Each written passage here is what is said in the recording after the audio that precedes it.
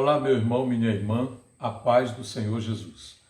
Eu sou o pastor Raifran Batista, pela graça de Deus, pastor titular da Assembleia de Deus em Santa Inês, estado do Maranhão, e quero aproveitar esse momento para apresentar a você a nossa lição, a lição bíblica da escola dominical, que de fato estamos estudando hoje, que é a lição de número 12. Esta lição, durante todo esse primeiro trimestre de 2020, nela estamos estudando sobre a antropologia bíblica, ou seja, aquilo que a Bíblia ensina, a Bíblia, a palavra de Deus, ensina sobre a natureza do homem, os atributos do homem, os problemas do homem. Finalmente, aquilo que Deus tem a dizer acerca da constituição humana. Mas na lição de hoje, o assunto é muito mais proeminente. Vamos falar do homem perfeito, Jesus de Nazaré.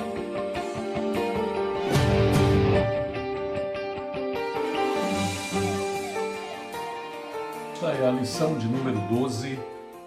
Estamos no primeiro trimestre de 2020, estudando o assunto Jesus, o homem perfeito.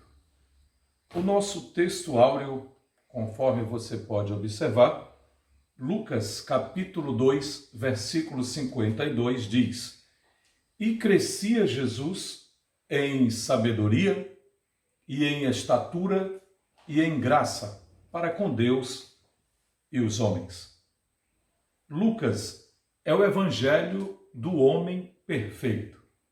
É uma das preocupações do evangelista, historiador e médico amado, conhecido como Lucas, trazer informações sobre a perfeição humana, aqui descrita em um personagem chamado Jesus. Ele nos dá informações que ele crescia em sabedoria, era o seu crescimento intelectual. Crescia em estatura, é a sua dimensão física, e crescia em graça, isto é, na dimensão espiritual. Mas perceba que na dimensão espiritual, Jesus crescia tanto para com Deus, como para com os homens.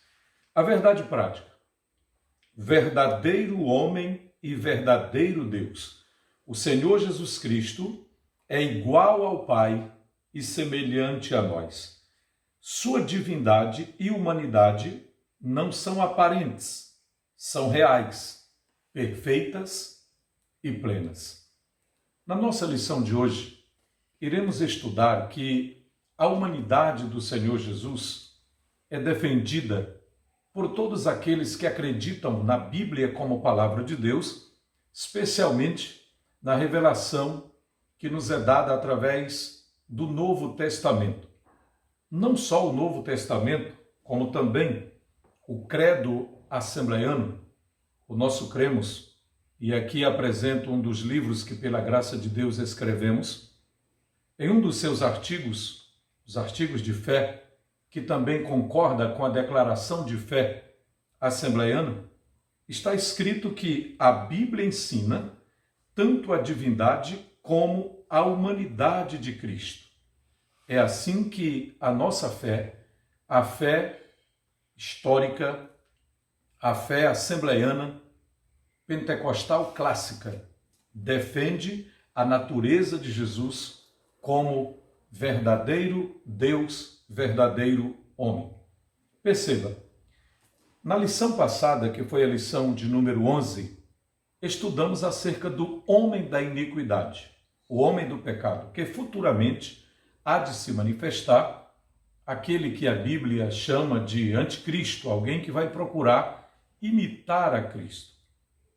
Mas hoje vamos estudar o personagem mais sublime, o personagem mais extraordinário que já pisou na face da terra. E a lição vai tocar, querido professor, querido aluno da Escola Bíblica Dominical. A lição vai tocar exatamente no ponto nevrálgico, no ponto que teologicamente muitos param, que é exatamente sobre a união das duas naturezas. Por isso é que falamos de Jesus como personagem teantrópico, uma pessoa teantrópica, ou seja, divina e humana ao mesmo tempo. No objetivo geral, o objetivo principal da nossa lição de hoje, temos exatamente a meta de clarificar que o Senhor Jesus Cristo é igual ao Pai e semelhante a nós, ou seja, divino e humano. Quanto aos objetivos específicos, a lição tem a meta, tem a proposta de expor a divindade de Jesus, em primeiro lugar, em segundo lugar, expor a humanidade de Jesus e, por último, assinalar ou ratificar a perfeição deste personagem maravilhoso chamado Jesus. É Jesus, verdadeiro Deus. O comentador vai nos apresentar a divindade de Jesus. Professamos que o Senhor Jesus era e é perfeitamente humano e perfeitamente divino. Ele não era meio homem, nem meio Deus, mas totalmente homem e totalmente Deus. O texto do Evangelho de Jesus, conforme João, capítulo 1, conforme você pode aqui observar, diz claramente: no princípio era o Verbo. O Verbo estava com Deus e o Verbo era Deus. Todas as coisas foram feitas por ele. Sem ele, nada do que foi feito se fez. Este texto mostra claramente a divindade do Verbo. No pensamento grego, verbo era apenas uma ideia, mas no pensamento de João, inspirado pelo Espírito Santo, o Verbo é uma pessoa divina. E Jesus é apresentado na Bíblia como verdadeiramente Deus. O autor da nossa revista, o comentador, apresenta pelo menos 3 pontos para provar a divindade do Senhor Jesus. Primeiro, sua eternidade com o Pai. O Senhor Jesus, como unigênito de Deus, não somente é eterno, como também é o Pai da própria eternidade, conforme Isaías, capítulo 9 e o versículo 6. Antes de sua encarnação, ele estava no Pai, e no Pai criou todas as coisas, conforme o texto do Evangelho de João, que já acabamos de citar. Suas atividades eternas são lindamente descritas no capítulo 8 do livro de Provérbios. Na verdade, o texto bíblico, tanto do Antigo quanto do Novo Testamento, nos prova a presença de Jesus como a segunda pessoa da Santíssima Trindade, a segunda pessoa da triunidade divina, presente na criação, ativo na criação, executando a criação. O segundo item dessa primeira parte fala dos atributos, grandezas e perfeições que mostram que Jesus de fato era Deus. Ele era mais que um carpinteiro. Ele era mais que o filho da Virgem Maria. Ele era mais que um milagreiro, mais que um profeta de Nazaré, mais que um pregador. Ele não era apenas um andarilho, um viajante. Ele não era apenas um revolucionário político. Não era apenas um pensador, um psicólogo ou um filósofo. Não. Era Deus feito homem. Ou seja, enquanto os pescadores, os seus seguidores, os seus discípulos viam aquele personagem que chamavam de mestre, Rabone, Raboni ou Rabi, ou simplesmente Senhor ou Mestre, eles estavam acompanhando, seguindo o próprio Deus. Ainda que não entendessem todos os detalhes dessa união das duas naturezas, mas ali estavam seguindo o próprio Deus.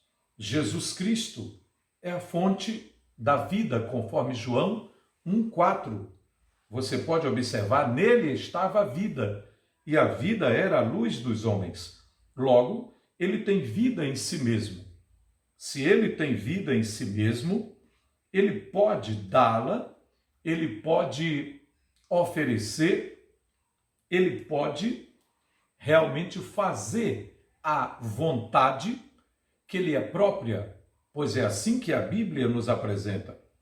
Sendo Deus, ele é imutável, ele é onipresente, ele é onisciente, ele é onipotente. No entanto, há um detalhe extraordinário que todo estudante da Bíblia precisa perceber. Em Filipenses, capítulo 2, versículos de 5 a 11, está escrito: que haja em vós o mesmo sentimento que houve também em Cristo Jesus, o qual, sendo Deus, não teve por usurpação o continuar sendo Deus, mas humilhou-se e humilhou-se até a morte e morte de cruz.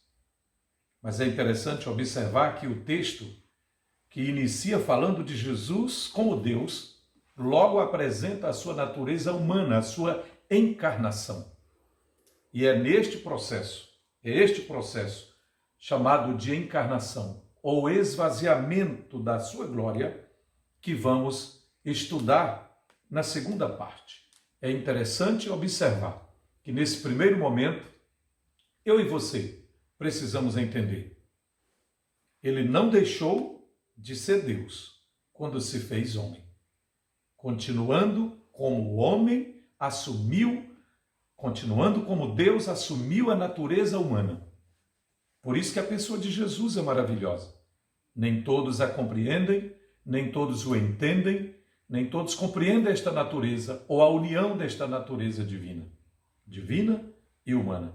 Mas é por isso que ele é o nosso Senhor, é por isso que ele é o nosso Salvador. Espero que o Espírito de Deus ilumine a tua mente, meu querido professor, meu querido aluno, para que você compreenda a eternidade de Jesus com o Pai, seus atributos, suas grandezas e perfeições, mas também o momento em que ele se esvazia da sua glória, mas não deixa a sua divindade.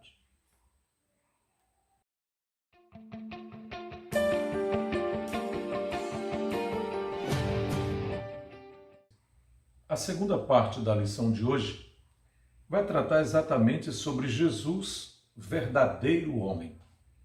A concepção, a encarnação e o nascimento do Filho de Deus não pegaram Israel de surpresa, pois os judeus sabiam pelas Escrituras do Antigo Testamento que o Messias em breve chegaria. Aliás, o mundo gentílico foi preparado por Deus para recebê-lo. Infelizmente, os judeus, apesar de todas as evidências bíblicas, vieram a rejeitá-lo.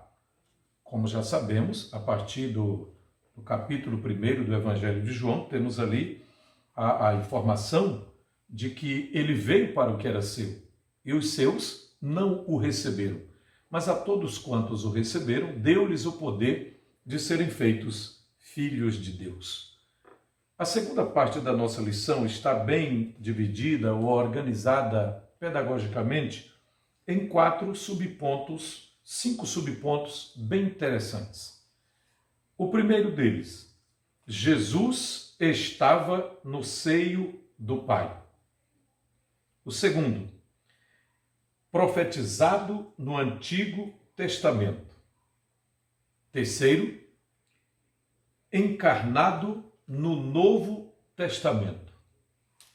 Quarto subponto, Jesus nasceu na plenitude dos tempos, no tempo proposto por Deus, no Kairos de Deus. E em último lugar, em quinto lugar, em Israel, Jesus é apresentado ao mundo. Mas permita-me, querido aluno, querido professor, prolongar um pouquinho, aprofundar um pouquinho o nosso comentário sobre a humanidade de Jesus.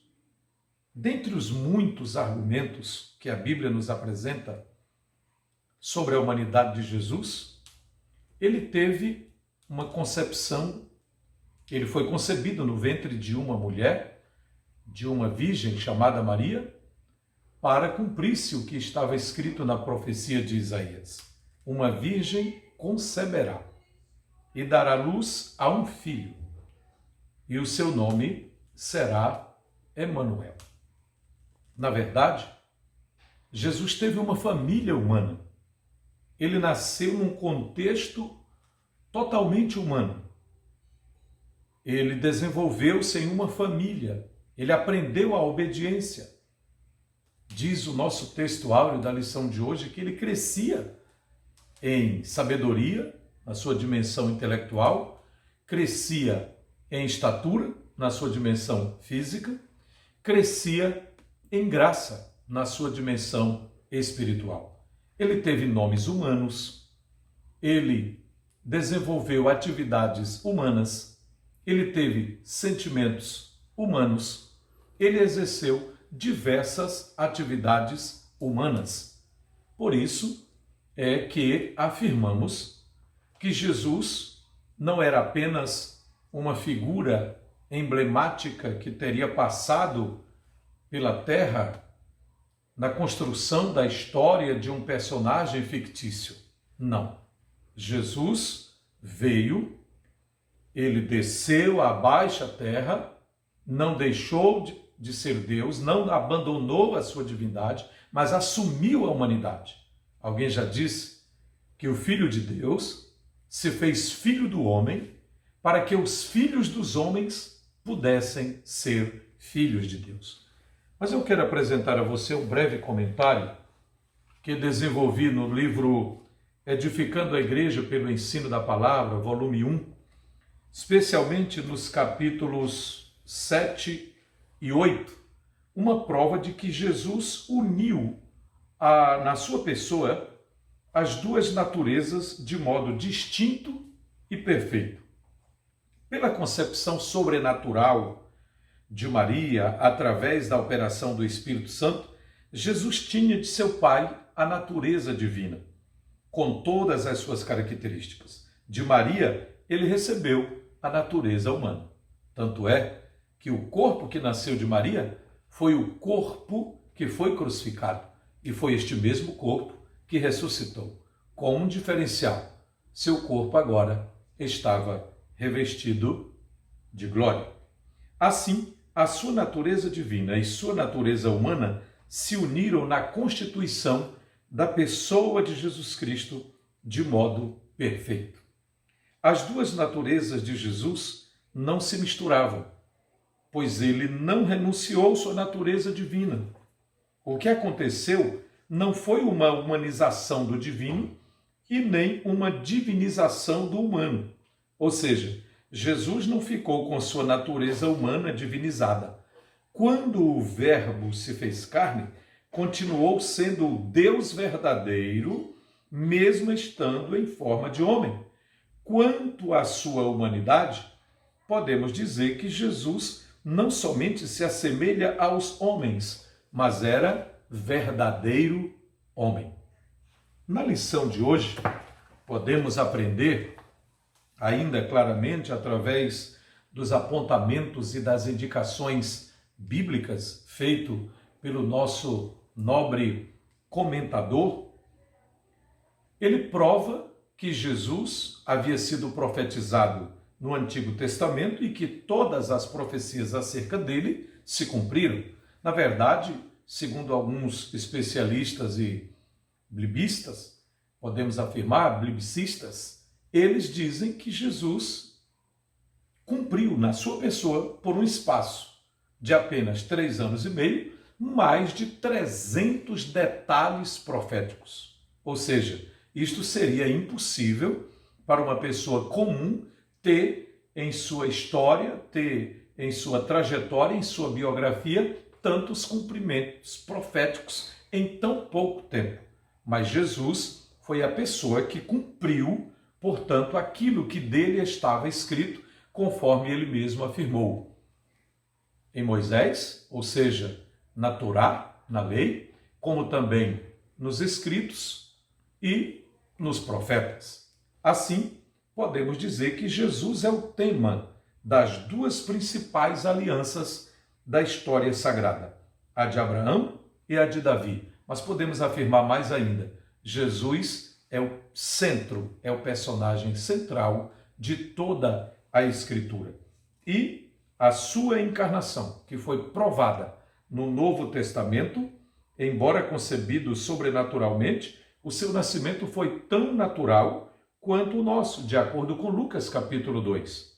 Mas preciso dizer ainda a você que Jesus nasceu na plenitude dos tempos, em um país chamado Israel, em uma nação preparada por Deus, dentro de uma tribo, dentro de uma família, com um nome humano, com atribuições humanas, para que eu e você pudéssemos ter a oportunidade de olhar para ele e ver o projeto de Deus, o plano de Deus, o projeto redentor, salvífico de Deus, nele se cumprindo. Ele, como homem de dores, foi à cruz. Levou sobre si as nossas dores.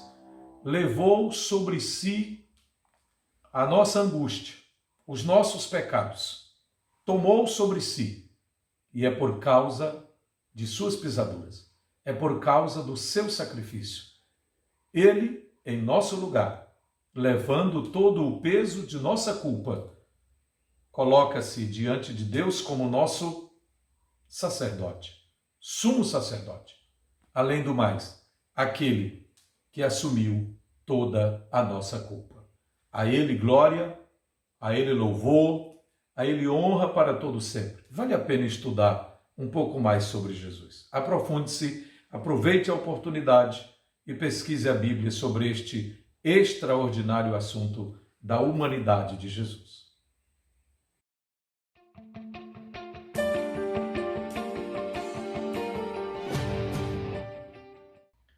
Prezado aluno, prezado professor da Escola Bíblica Dominical, continuamos o estudo na nossa revista de adultos, estudando sobre Jesus, o homem perfeito. E na nossa terceira parte, que vai tratar exatamente da perfeição de Jesus, precisamos enfatizar um pouco, conforme o autor nos orienta, sobre a humanidade de Jesus. A humanidade de Jesus Cristo não era aparente, como alguns gnósticos e outros mestres da antiguidade tentaram ensinar sobre uma possível doutrina, uma doutrina que chegou a afirmar que Jesus não tinha corpo, Jesus não tinha carne humana, não tinha corpo humano. É por isso que João, o apóstolo, o último dos evangelhos, escreve o quarto evangelho que traz o seu nome e escreve também a primeira epístola de João. Em ambos os livros, ele defende com muita convicção, com muita objetividade, a humanidade de Jesus. Ele começa logo no primeiro capítulo dizendo aquilo que os nossos olhos viram, nossas mãos tocaram, e ele prova a humanidade de Jesus de uma forma extraordinária. Alguns tentavam, no segundo e terceiro séculos depois de Cristo, tentavam negar a humanidade de Jesus porque diziam que o corpo era mau. Outros tinham a ideia de que o corpo era pecaminoso, portanto Jesus não poderia ter vivido aqui como Salvador em corpo humano.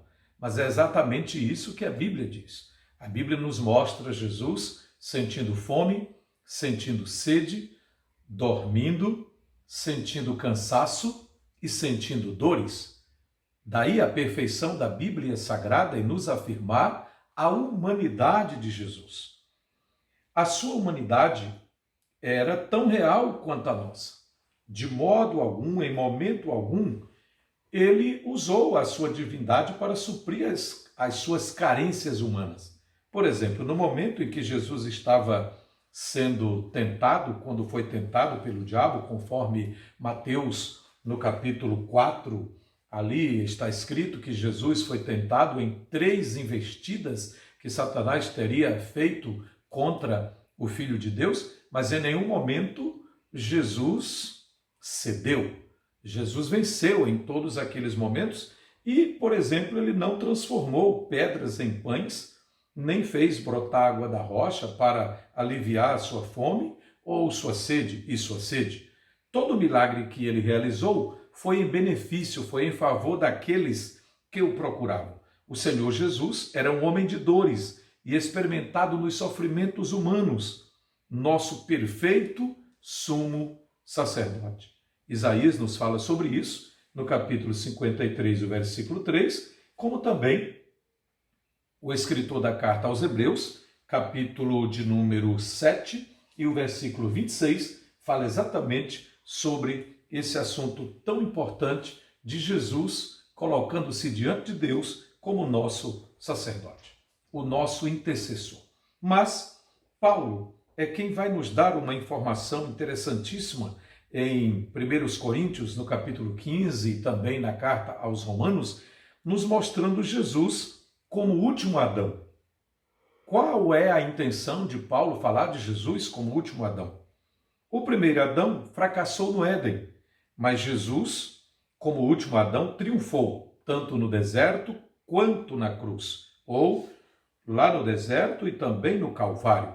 Embora divino, Jesus não era menos humano que Adão. Na plenitude de sua humanidade, ele venceu todas as tentações por nós, para que nele fôssemos vivificados. Há muitos que em uma lição como essa, ou em um estudo como esse, perguntam com muita frequência: mas então, Jesus usou ou não usou os atributos de sua divindade? Cremos da seguinte forma: de acordo com os estudiosos, com os ensinos da Bíblia Sagrada, com o Novo Testamento, nós cremos que Jesus não abriu mão de seus atributos. Ele continuou com os seus atributos. Na verdade, a kenosis, ou a humilhação de Jesus, significa que ele abriu mão voluntariamente de usar por algum tempo alguns dos seus atributos. Por exemplo, ele não usou durante o seu ministério os atributos de onipotência, onisciência e onipresença. Mas você pode perceber que, em alguns momentos do seu ministério, Jesus declara o perdão de pecados, algo que só Deus poderia fazer, e Jesus recebe adoração. Então, ele abriu mão voluntariamente do uso de alguns dos seus atributos, mas ele não deixou de ser Deus. A divindade estava nele completa. No entanto, para cumprir o propósito de Deus, para cumprir o projeto de Deus, aquilo que eu não podia fazer, que você não podia fazer, que nenhum homem da face da terra, por mais perfeito que seja, por mais perfeito que fosse, poderia fazer, Jesus fez. E porque ele o fez, é que estamos hoje aqui falando dele. É tão bom falar de Jesus, é tão maravilhoso falar de Jesus e especialmente falar da sua perfeição espiritual e moral. Quando tratamos da perfeição espiritual e moral de Jesus, ele, embora dotado de uma natureza humana igual à nossa, jamais pecou, jamais esteve sujeito ao pecado. Ele não tinha o pecado original. Ele não cometeu pecados atuais. Ele não era produto da união de um homem com uma mulher. Ele foi gerado pelo Espírito Santo. Eis aí o grande problema para a ciência, para a biologia, para a medicina, digamos, para aqueles que estudam a reprodução humana. Na verdade, Jesus foi gerado no ventre da Virgem Maria pelo Espírito Santo. Por isso é que podemos afirmar que, como Deus, Jesus tinha pai e não tinha mãe, mas, como homem, ele tinha a sua mãe aqui, a mãe humana, mas não tinha pai. Por isso é que a união das duas naturezas de Jesus faz com que a Bíblia nos apresente como personagem sem igual, como personagem sem paralelos em toda a história da humanidade. Nunca houve e nem haverá ninguém como Jesus. Poderá haver outro Sócrates, poderá haver outro Platão, poderá haver outro Aristóteles, poderá haver outro personagem que alguém considere importante para chegar perto de Jesus, para se assemelhar a Jesus, mas igual a ele nunca houve e nem haverá. Por isso, eu concordo com o que diz o apóstolo Paulo em 1 Timóteo, capítulo 3, e o versículo de número 16. Evidentemente, grande é o mistério da piedade. Aquele que foi manifestado na carne, foi justificado em espírito, contemplado por anjos, pregado entre os gentios, crido no mundo e recebido na glória. Este é o Jesus maravilhoso que a igreja adora. É o Jesus Salvador que a igreja prega, que a igreja nele espera. E é por isso que depois de 2000 anos, tantos movimentos revolucionários, políticos, históricos aconteceram na trajetória da igreja durante os 2 milênios.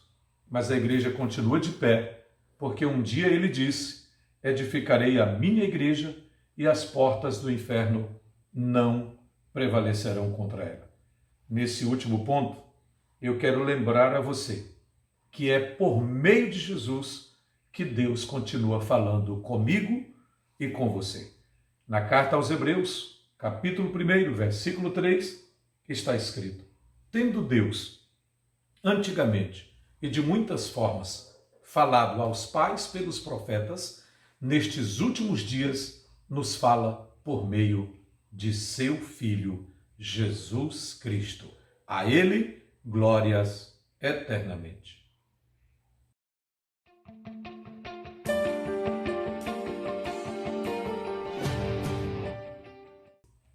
Bem, nós estamos chegando ao final da nossa lição de hoje. E se você quiser, pode deixar o seu comentário. Se quiser, pode fazer a sua pergunta. E, havendo a oportunidade, responderemos com prazer.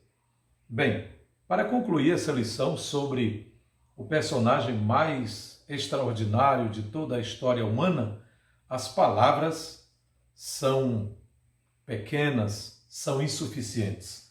Mas, aproveitando a dica do nosso comentador, podemos dizer que, olhando firmemente para Jesus, o autor e consumador da nossa fé, chegaremos à estatura de varão perfeito, isto é, homens e mulheres moldados pelo Espírito de Cristo.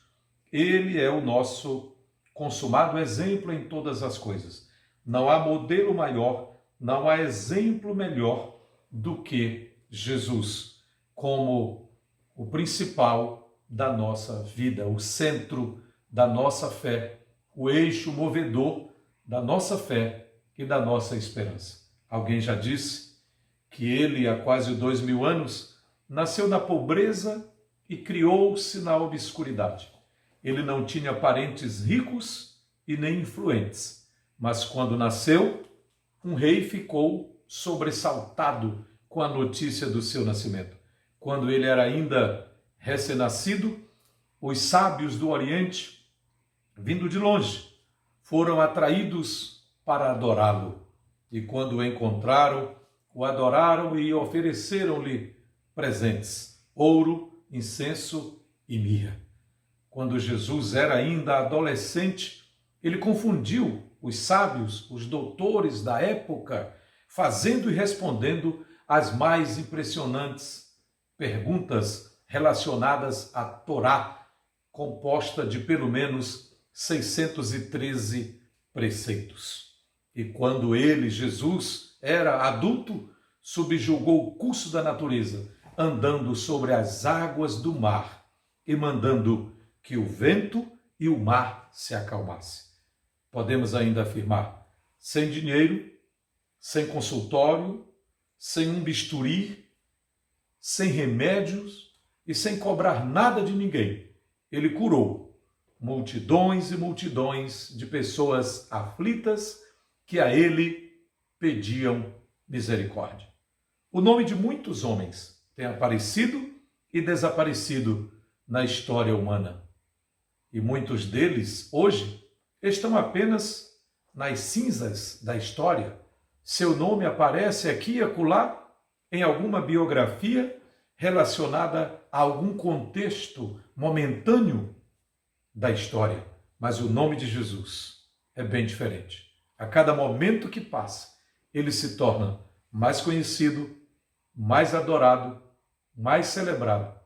O maior número de pessoas confia nele. E é por isso que Paulo é convidado para fazer o encerramento desse comentário em Filipenses, capítulo 2, versículos de 9 a 11.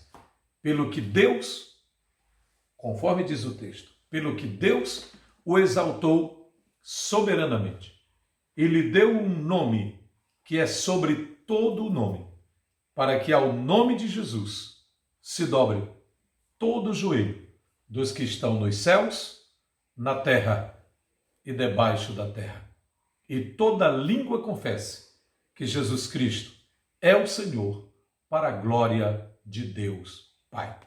Que Deus lhe abençoe, querido aluno, que Deus lhe abençoe, querido professor.